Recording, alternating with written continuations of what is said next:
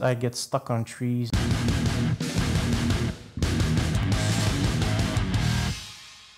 And here we are. First things first, we need to connect our flight controller in DFU mode. For this, I have a boot button that I can press and then plug in the USB, and it automatically boots in DFU mode if you're lucky. There we go. If you don't have this feature on your flight controller, you can go down to your CLI tab in Betaflight, type BL in the console and press enter. Connect.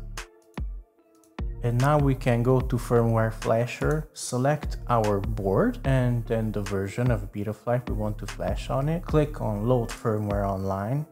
And now we can press flash firmware, which will flash the latest firmware on our flight controller. Programming successful. Now we can connect to our board. Sometimes you have to disconnect and connect again.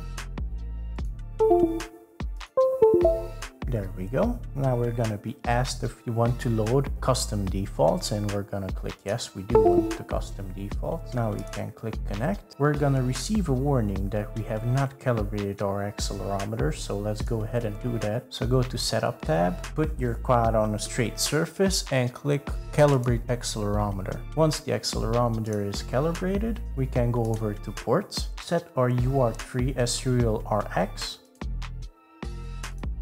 and disable peripherals because we set our crossfire on UART3. And now we're gonna enable smart audio from TBS, so TBS smart audio on UART6 because that's where we soldered it. Press save and reboot. Disconnect and connect again. Okay, everything looks good. Now we're gonna go over to the configuration tab. We're gonna scroll down and select serial-based receiver and then crossfire, so CRSF. Okay, save and reboot.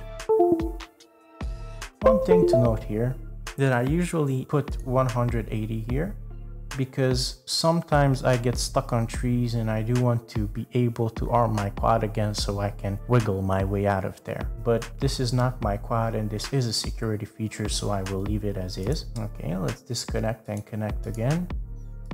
Okay, when this happens, you disconnect your USB and then connect again. Okay, we're good. My ESC protocol, I'm selecting DShot 600. Now we're gonna go over to the receiver. As you can see, nothing is moving because we need to power up the receiver. And for this, we need to connect the battery to our flight controller. So let's do that. I'm gonna connect the battery to my quad.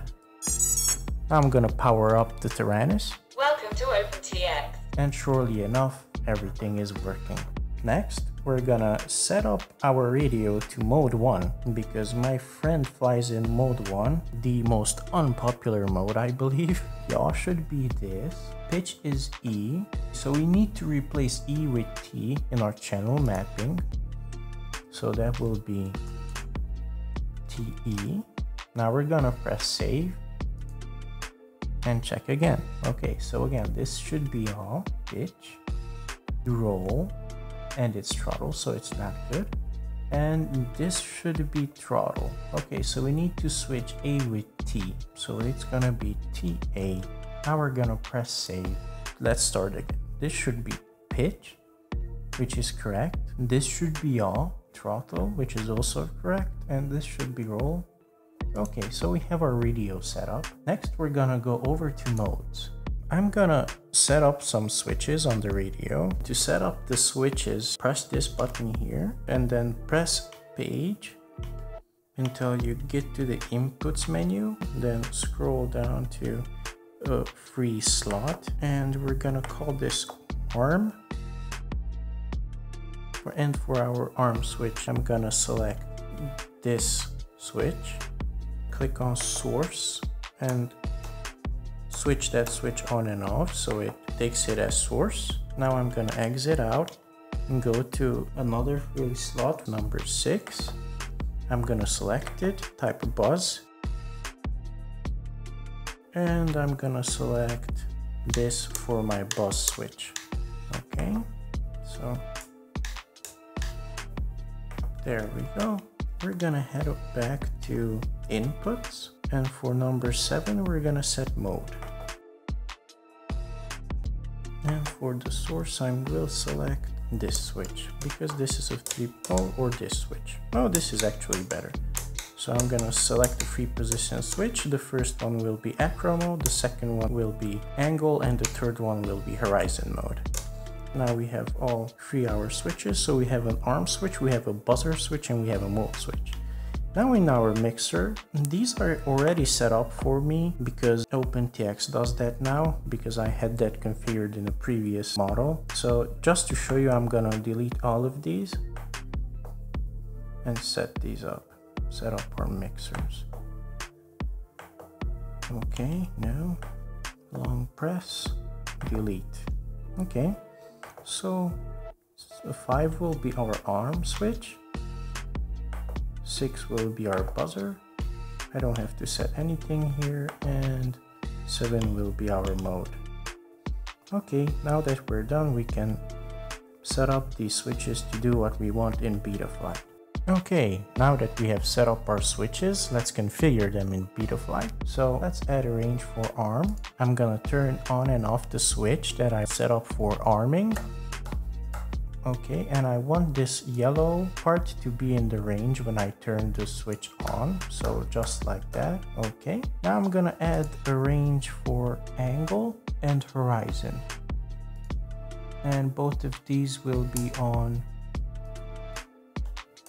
my mode switch. First position will be acro mode, the second position will be angle mode, and the third position will be horizon. Next we're gonna set up our beeper because beepers are important to me. Add a range, and now I'm gonna turn on and off the switch that I set up for the beeper. Okay, that looks good. Now I'm gonna press save, disconnect, connect again, make sure everything works. And next we're gonna check our motor tab. You must first, and this is very important, please do not connect your quad to your computer if you have your props on. Okay, so I understand the risks, and now let's check our motors. So what we're looking for is orientation. All our propellers need to be spinning in the direction that this picture shows. So all the props should be spinning towards the interior of our quad. Let's check motor 1 if it spins correctly. Okay, so motor 1 needs to be reversed. Let's check motor 2. Motor 2 needs to be reversed. And let's check motor 3. Motor 3 needs to be reversed. And let's check motor 4. Motor 4 is okay. Next, open BLHeli configurator. We are gonna connect.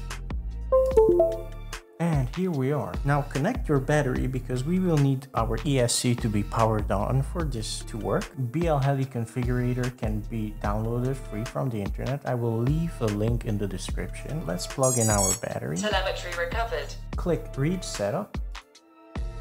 Okay, and now we're gonna reverse the spin direction of all our motors except motor 4. So motor 1 will be reversed, motor 2 will be reversed, and motor 3 will also be reversed. This is much easier than to switch around cables on our ESCs. And now we're gonna write our setup.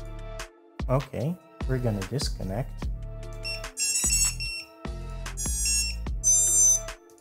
And connect to Betaflight, go to our motor tabs and check if all our motors are spinning in the right direction.